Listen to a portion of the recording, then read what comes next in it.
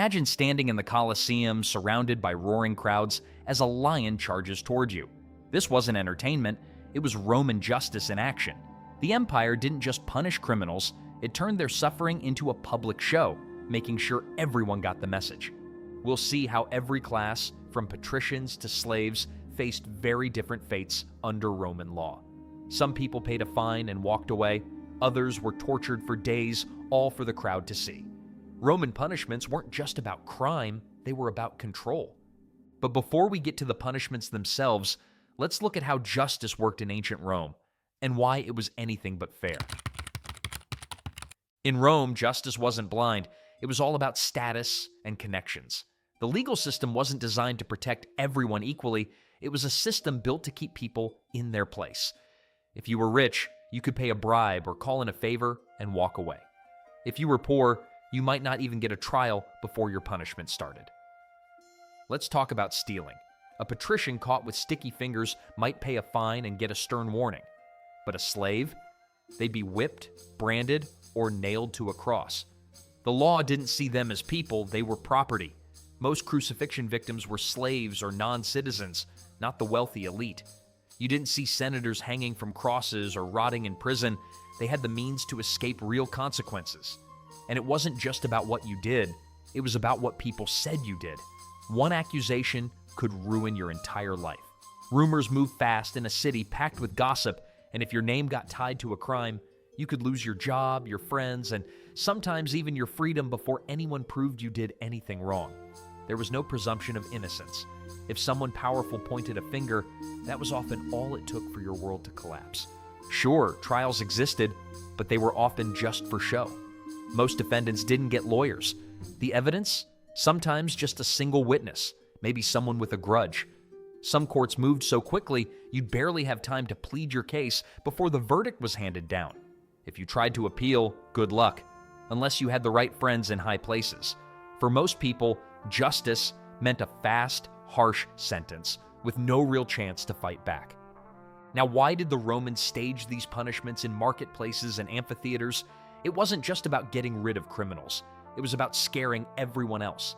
The more painful and humiliating the punishment, the stronger the message, step out of line and this could be you. Rome wanted obedience, not just order. So when you look at Roman law, you see a system built on power, not fairness. The elite stayed on top, the poor lived in fear, and the slaves had no chance at all. The system did exactly what it was supposed to do, keep everyone in their place. Now that we know how unfair the system was, let's look at the empire's most gruesome tool, crucifixion. Forget what you've seen in movies. Real Roman crucifixion was a nightmare you can't imagine. The reality wasn't just a dramatic death scene, it was drawn-out torture in broad daylight. Victims hung there, struggling for every breath, sometimes for days. Birds would pick at their faces, and the crowd would watch as the suffering dragged on. Can you imagine that agony stretching over days? Crucifixion was Rome's favorite terror tool for slaves, rebels, and anyone who threatened the social order. When Spartacus's slave rebellion failed, the Appian Way was lined with thousands of crosses. This wasn't some rare event. Roads, city gates, and marketplaces often became galleries of rotting bodies. The message was simple: step out of line, and you could end up as a warning sign for everyone else. The process itself was designed for maximum pain. Victims hauled only the crossbeam, about 80 pounds, to the execution site. Once there, they were nailed up, arms stretched out, feet pinned down. Death didn't come quickly. You had to push up on your nailed feet to breathe, sending waves of pain through your body, then collapse back down and start choking again. Some lasted hours, some lasted days. All the while, people walked by, saw you suffering, and got the point. And this wasn't about justice, it was about sending a brutal message to the entire empire. Roman sources like Josephus describe soldiers getting creative with the cruelty, nailing prisoners in twisted positions, sometimes upside down, just for entertainment. They'd leave food and water just out of reach to make the torment last even longer. Guards even placed bets on how long each person would survive. If families wanted to bury their loved ones, they often had to bribe the soldiers. Otherwise, the bodies stayed up until they fell apart, drawing crows and filling the air with the smell of death. Even in execution, class mattered.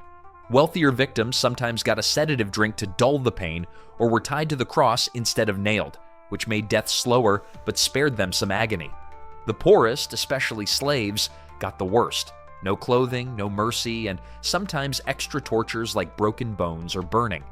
A slave caught stealing might have their hands nailed separately as a warning to everyone else. Crucifixion was everywhere. Major roads, provincial borders, even outside rebellious cities. No one could ignore it. But the real power of crucifixion was psychological. Parents would point to the crosses to scare their kids straight. Merchants passing by would think twice about cheating on taxes. Slaves remembered the sight every time they considered running. The goal wasn't justice, it was pure intimidation. If you think that was the worst Rome had to offer, just wait. The Colosseum wasn't just for gladiators, it was the stage for even more creative punishments. Damnatio ad bestias, condemnation to the beasts, was one of Rome's favorite ways to make a statement. Imagine being hauled into the arena, hearing the roar of wild animals before you even see them. You're not there to fight, you're there to die, and everyone knows it. This wasn't just an execution, it was a public event, carefully staged for maximum shock. The Romans didn't just toss people to whatever animals they had lying around, they planned every detail. Lions, bears, leopards, even exotic hippos from Africa. Each beast was chosen for a reason. The animals were starved for days to guarantee they'd attack. Sometimes they'd even drug the prisoners so they couldn't fight back. The goal wasn't a contest, it was a massacre, and everyone in the stands wanted to see blood. Take Emperor Caligula, for example. One day, the executions finished too quickly, so he ordered more for the next day. For added drama, some prisoners were dressed up as mythical figures. There's a record of men made to play Orpheus, only to be torn apart when their music failed to calm the animals. It wasn't whimsy, it was a lesson in the emperor's absolute power. The crowd loved every second of it. Here's how the show usually went. The condemned were shoved into the arena, often naked or in rags. Maybe they got a fake wooden sword that would snap in a heartbeat. The animals burst in from hidden trapdoors, and the crowd roared as the carnage began. If the beasts weren't aggressive enough, handlers would prod them or even tie meat to the victims. The whole thing could drag on for hours. The audience wasn't just watching, they were part of the act. People would shout out which animal should go next or vote on whether someone deserved a quick death. Occasionally, a particularly brave or attractive victim got a last-minute pardon, but that was rare. Most of the time, people munched treats as they watched human lives end, and that speaks volumes about public appetite for spectacle. Not everyone was at equal risk. Slaves and foreigners were the usual victims. Roman citizens sometimes managed to appeal their sentences, but outsiders had no hope. Even women accused of serious crimes could be thrown to the beasts. The message was simple. Step out of line, and you're not just a criminal, you're prey. Rome went all out for these shows. The city kept entire menageries just for executions. When Emperor Titus opened the Colosseum, he celebrated with 100 days of games and thousands of animals. The animals learned to see humans as food, sometimes by being fed corpses in advance. The methods got creative. Victims might be tied to posts, sewn into animal skins, or made part of elaborate scenes that mimicked myths, like being dropped from heights to play Icarus. The point was always the same. Show the crowd what happens to Rome's enemies. To the Romans, this was more than entertainment. It was a reminder of who held power. Senators and emperors sat above it all, literally and figuratively. The games were free, courtesy of the state, because nothing sent a message like a public death. If you thought animals were bad, wait until you hear what a simple whip could do. Scourging wasn't just a warm-up act for the Romans, it was a punishment so brutal it could kill on its own. The main tool was the flagrum, a whip with multiple leather straps tipped with metal and bone. Each lash tore through skin, and if you were unlucky, muscle too. One strike could leave a scar for life. A full session could kill a grown man before the executioner even arrived. The whip didn't just hit, it wrapped around the body, so even the parts you tried to protect took damage. Executioners were trained to land each blow on the same spot, digging deeper with every strike. Some sentences called for up to 39 lashes or more, but if the torturer was especially motivated, the count could climb into the hundreds. Imagine your spine laid open to the sky. Roman historians didn't hold back describing the aftermath. Josephus wrote about rebels whose backs were shredded so badly their bones showed. Victims often passed out after a dozen blows, but the flogging kept going. Seneca compared their bodies to wounds that had burst open. The pain didn't end when the whipping stopped. Without modern medicine, deep wounds festered and often led to deadly infections. Gangrene could set in while prisoners were still chained up, and some only survived long enough to face their real sentence. Scourging was often just the beginning. It was a standard part of the process before crucifixion or being thrown to the beasts in the arena. And for those who survived, the next horror might be crucifixion or the arena. The Romans didn't stop at punishment. They used scourging for interrogation too. Magistrates could order slaves whipped during investigations, convinced that pain would force out the truth. Sometimes suspects were flogged right in the middle of a trial to get a confession. If there was no evidence, a beating would do. Plenty of innocent people confessed just to make it stop. This wasn't hidden away in dungeons. Public flogging took place in marketplaces or outside courthouses where everyone could see the blood and hear the screams. Parents brought their kids to watch, hoping the sight would scare them straight. Merchants would pause their work to catch the show. The humiliation was as bad as the pain. Most victims were stripped naked unless they could pay for a scrap of dignity. Some executioners aimed for the most sensitive spots just to make the lesson stick. Different crimes earned different styles of flogging. Thieves might get whipped on the hands, rebellious slaves on the back, and deserters on the face so the scars would mark them forever. The Romans believed in matching the punishment to the message, but for some, scourging wasn't even the worst fate. There was a quieter, slower way to make someone disappear, one that left no bloody spectacle, just silence and emptiness. Exposure was Rome's way of erasing someone without a fight or a spectacle. The condemned were led outside the city walls and left behind. No food, no water, no shelter. The city gates closed, and that was it. No executioner, no blood, just the slow work of time and nature. It wasn't a punishment for hardened criminals or famous rebels. It was reserved for those who couldn't push back. Unwanted infants, women who had disgraced their families, slaves who'd run away once too often. Families sometimes made this choice themselves. If a baby was born with a disability or simply the wrong gender, a significant number of unwanted babies wound up outside the walls, abandoned in pots or shallow graves. Some were picked up by slave traders and sold, but most didn't survive long. The reality was harsh. Exposure meant facing the elements, whether that was freezing cold, burning sun, or hungry animals. Silent, unseen, but no less brutal. There are stories of parents hearing their infants cry through the night, knowing there was no rescue coming. Adults weren't safe either. A wife accused of adultery or a slave who'd outlived their usefulness could be cast out. Disabled children, especially, had little chance. Even Rome's sacred priestesses weren't spared from this fate. There's the story of a Vestal virgin who broke her vows and, instead of being buried alive, was left to wander outside the city until thirst finished what exile started. Fathers had the legal right to dispose of infants or family members who embarrassed them. Masters could get rid of troublesome slaves. The law didn't ask questions. No mess, no public fuss, just someone quietly gone. For those still kept alive, Rome had ways to mark them forever. In ancient Rome, your punishment didn't end when the pain stopped. It followed you everywhere you went. Branding and mutilation turned bodies into permanent records of crime. The Romans called it stigmata, and it was as literal as it sounds. If you broke the law, they burned your offense into your skin for everyone to see. The process was simple and brutal.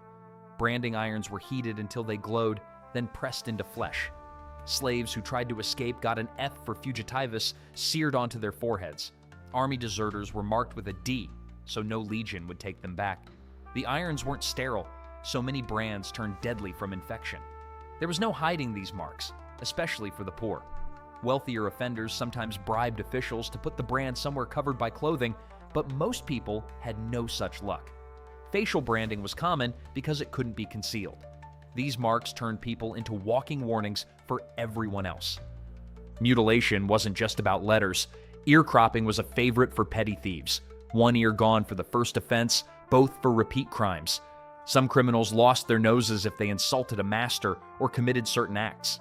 Seneca wrote about seeing men with their nostrils sliced open over minor disputes. Adulterers sometimes had their cheeks branded with their offense, and repeat offenders collected new marks until their faces became patchworks of shame. Court records even describe people by their brands instead of their names. These punishments didn't just hurt, they changed your entire life. Branded people were barred from many jobs, turned away from marriages, and even banned from entering certain cities. The mark made you an instant outcast. Some desperate people tried to scrape or burn the brands off, but that usually left even worse scars. Others used tattoos or makeup to try and cover up their shame, but everyone knew what those tricks meant. The effects went beyond the individual. If your parent had a criminal brand, the whole family felt it. Children of branded people struggled to find spouses or decent housing, and everyone knew what their family's marks meant. The punishment didn't just stick to the skin, it stuck to the family name. Branding and mutilation created a permanent underclass. People with visible marks often ended up in the slums, begging outside temples or turning to crime because honest work was out of reach. Their faces and bodies broadcasted their past for life, and even in death, the shame could linger. Archaeologists have found skeletons with clear branding marks centuries later. What's wild is how official all this was. Roman law spelled out which crimes got which marks and where. Soldiers carried branding irons as standard equipment, and courts kept careful records. It wasn't secret torture, it was public policy aimed right at the poor and powerless. Rich offenders usually paid a fine and walked away clean. Visible punishments like branding and mutilation were about more than pain. They were about control, turning people into examples, reminders, and warnings for everyone else. The Romans wanted these marks out in the open so no one could forget what happened to those who broke the rules. But why did the Romans care so much about making punishment public? There's a reason they put suffering on display, and it goes way beyond simple revenge. Roman officials understood that the real power of punishment wasn't just in the pain, it was in the memory. The empire built a system where public suffering became a tool for shaping how people thought and behaved. From crucifixion billboards to beastly arenas, every scene was staged for maximum impact. People didn't just hear about punishments, they saw them, smelled them, and sometimes even walked past the bodies on their way to work. What parent wouldn't use that horror as a warning to their child? Public punishments were never left to chance. They were planned for the busiest spots, marketplaces, crossroads, or the heart of the amphitheater. The crowds weren't just witnesses, they were participants in Rome's lesson plan. The bodies of the executed stayed on display long after death, making sure the story traveled far beyond the city. Word of mouth did the rest. A single execution could become the talk of the town for weeks, each retelling making it sound even more terrifying. The Romans were experts at turning punishment into theater. They matched the crime to the spectacle. Thieves lost hands in front of everyone, liars lost their tongues, and rebels were crucified right where their uprisings had started. The symbolism was clear. Rome knew exactly what you'd done, and they wanted everyone else to know too. Take the aftermath of Spartacus's revolt. The authorities didn't just put down the rebellion, they lined the Appian Way with thousands of crosses. Anyone traveling that road got the message, challenge Rome, and this is your fate. It wasn't efficient, but it was unforgettable. After that, major slave uprisings basically stopped. The fear did more work than any army could. The system thrived on shared experience. When someone was scourged in the forum or torn apart in the arena, the story spread through every corner of the city. Merchants talked about it over wine, parents warned their kids, and travelers carried the tales home. The more the story spread, the bigger the punishment seemed. Fear became Rome's cheapest enforcer. Some punishments were pure spectacle. Nero once staged arena shows where criminals acted out Greek myths with fatal endings. One man dressed as Hercules was burned alive. These weren't just executions, they were public lessons wrapped in horror. Elites sat front row while Rome paid for free shows that drilled fear into every class. Public pain also reinforced the social order. The best seats always went to the powerful, while the poor crowded in the back. The spectacle reminded everyone where they stood. Officials paid close attention to the crowd's reaction, tweaking punishments if they sparked too much sympathy or unrest. The goal was never justice. It was always control. Most people never even thought about rebelling. The images of agony stuck in their minds, and the risk was too high. Rome didn't need a huge police force. just a few executioners and a lot of imagination. Every punishment was a warning, a way to keep millions in line with minimal effort. And yet, there's one group the Romans really wanted to protect, and it wasn't ordinary citizens. Roman law served one master, the empire itself. All those gruesome punishments, from crucifixion to branding, weren't about giving citizens justice or making society fair. They were about keeping Rome running smoothly and making sure no one rocked the boat. The system was built to keep people in line, not to help them out. So, who actually came out ahead? The emperors, of course. They got to remind everyone who was in charge every time someone was executed in public. Right behind them were the wealthy landowners who depended on harsh punishments to keep their slaves obedient and their workers terrified of stepping out of line. Local officials got a boost too, since being tough on crime made them look good to the people above them. But ordinary Romans, they were mostly there to watch, learn, and stay scared. Emperor Augustus didn't clean up the streets by hiring more guards. He made sure thieves got crucified in places everyone could see. The message was always the same: defy Rome and you'll pay for it in pain. And if you happen to be a political rival, good luck. Historians record cases of trumped-up treason trials where the real goal was to get rid of anyone who might be a threat. Most elites barely felt the sting of these laws. If you were rich and got caught stealing, you'd pay a fine. Murder?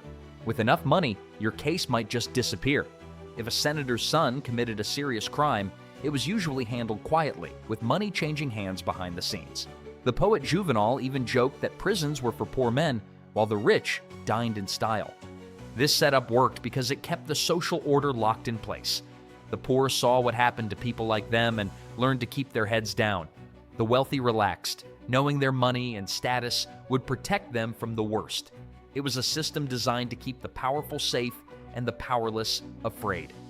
Look at who suffered the worst: slaves, foreigners, and the poor. These people had no real way to fight back. Meanwhile, the folks making the laws almost never got caught in their own web. Roman justice claimed to protect the people, but in reality, it protected the empire's hierarchy. That's why Rome made punishment so public and so brutal. Quiet justice wouldn't scare anyone, but a crucified slave or a flogged thief. Those sights burned the message into everyone's mind: step out of line and you'll end up just like them. The pain wasn't a side effect, it was the whole point. If justice was about power, what does that say about those who drew up the laws? To really understand Rome, you have to look at what their system built and the price people paid for it. Rome's most impressive achievements, the roads, aqueducts, and monuments, didn't come cheap. They were built by people who had no choice, working under the constant threat of punishment. A large share of Rome's workforce were slaves, forced to dig, haul, and build, while overseers watched with whips in hand. Every stone in the Appian Way, every arch in the Colosseum, came with a cost most visitors never think about. Forced labor powered nearly every major project. Slaves and condemned criminals worked in quarries, cut marble, and kept the aqueducts running. Many of them were chained together, repairing dangerous structures or breaking rocks until they collapsed. The same hands that built Rome's wonders often ended up branded, flogged, or worse if they dared to slow down. Would we admire these marvels if we saw the chains that built them? The punishment didn't stop at the worksite. Some quarries doubled as death sentences, with prisoners laboring until they died. The Colosseum, Rome's most famous arena, was built with the sweat of thousands of Jewish slaves captured after the Judean revolt. Their suffering became the foundation of Rome's entertainment. When aqueducts needed repairs, it was slaves and criminals who climbed the heights, often chained, and a single protest could mean a public flogging right there on the job. The water kept flowing because fear kept people in line. Roman progress often meant using cruelty as a tool. The census, it wasn't about counting people for fun, it was about finding tax evaders to punish.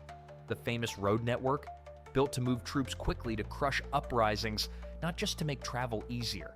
Even the legal system wasn't designed for fairness. It was a way to justify punishments and keep the population under control.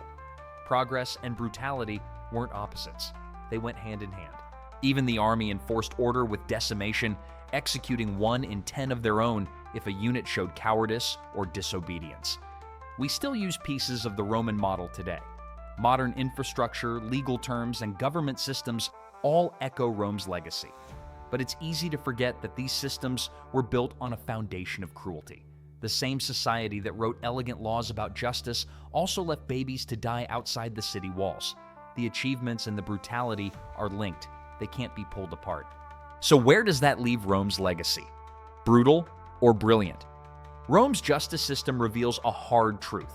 Power always finds ways to justify cruelty. We've seen crucifixions, beast pits, and brands, all serving one purpose: empire first justice. Torture wasn't just tolerated, it was policy, dressed up as law. And the scary part? Even today, law often shields the powerful first. The patterns haven't disappeared, they've just changed shape. The question for us is, how much has really changed since the days of the Colosseum? Comment which punishment shocked you most, and hit subscribe if you want more of history's hidden truths.